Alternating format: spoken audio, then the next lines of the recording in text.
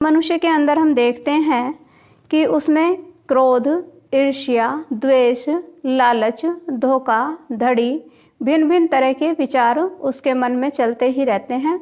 कई बार मनुष्य को अपने जीवन की कुछ बैड हैबिट्स का मालूम भी होता है, वो उनको छोड़ना भी चाहता है लेकिन छोड़ नहीं पाता है।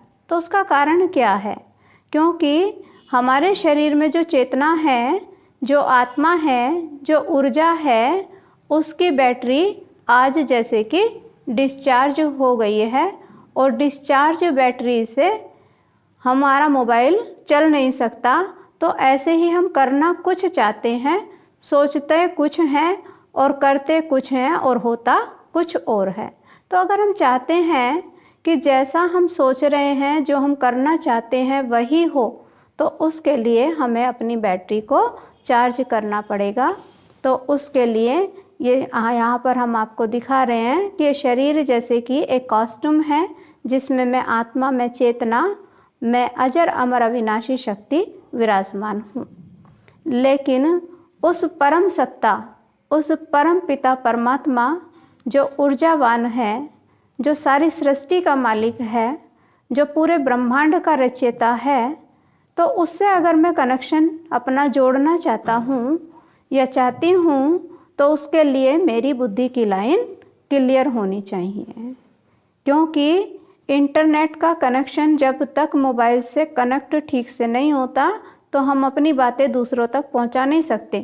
तो ऐसे ही जब तक हमारी बुद्धि की लाइन क्लियर नहीं होगी, अगर हमारे मन के अंदर वेस्ट के थॉट्स होंगे, व्यर्थ की बातें चल रही होंगी, या हम इधर उधर अपने मन बुद्धि को भटका रहे होंगे, तो परमात्मा से हम अपना कनेक्शन नहीं जोड़ सकते हैं।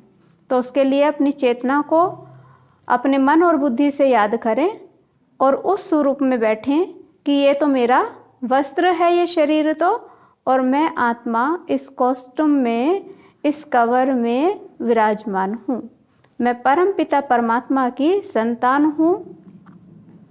वो मेरा सच्चा सच्चा माता पिता, बंधु, सखा, साथी, सर्जन है।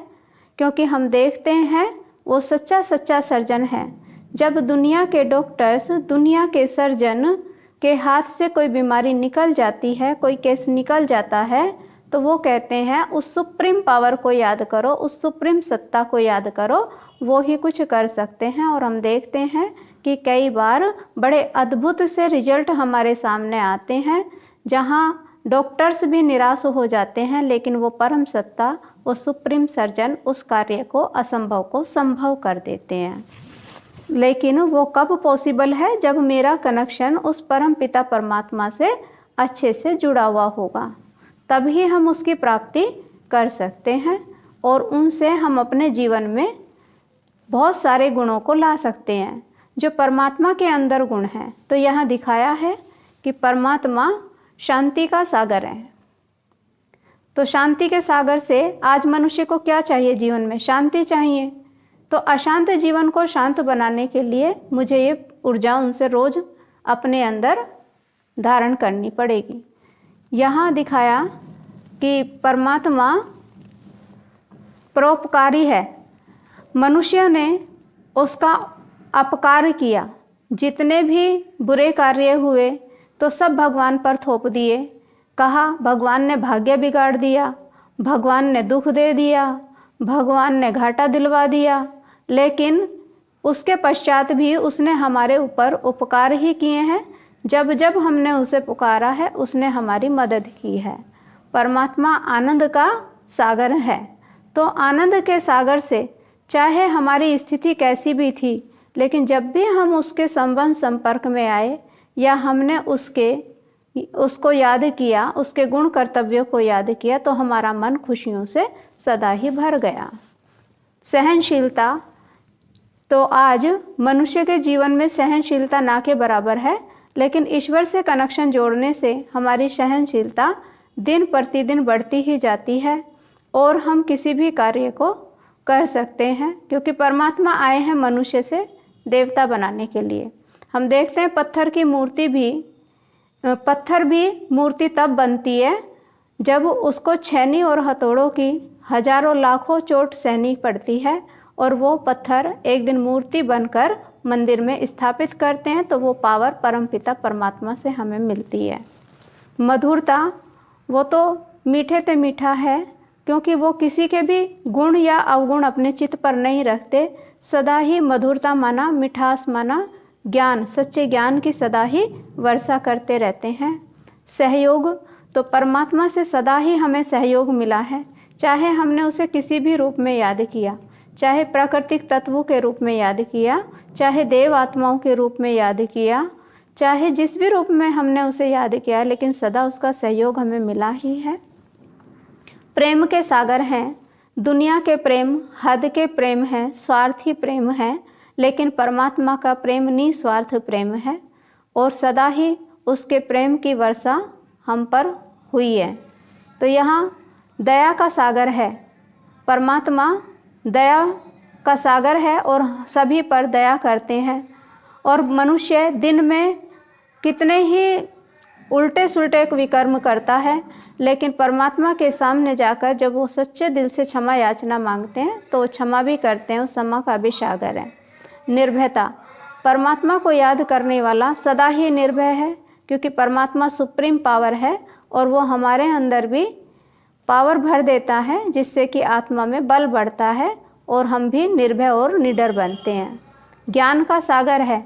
सृष्टि का आदि मध्य अंत, सारी सृष्टि की नॉलेज सत्य परमात्मा ही देते हैं। शक्तिशाली है, निर्बलों में जान डालने वाला, निर्बलों को शक्तिशाली बनाने वाला वो परम पिता परमात्मा है।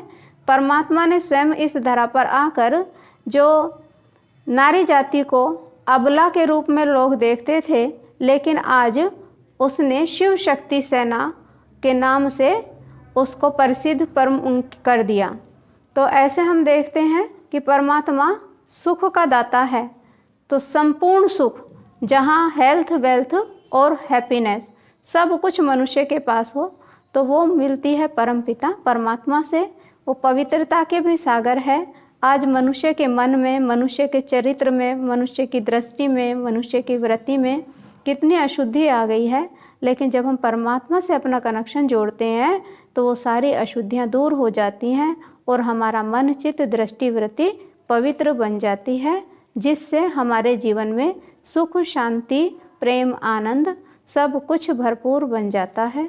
और यहाँ हम देखते हैं कि परमात्मा की याद से जब हम रोज़ रोज़ परमात्मा को याद करते हैं तो जितना भी विकर्म होते हैं वो सभी समाप्त हो जाते हैं।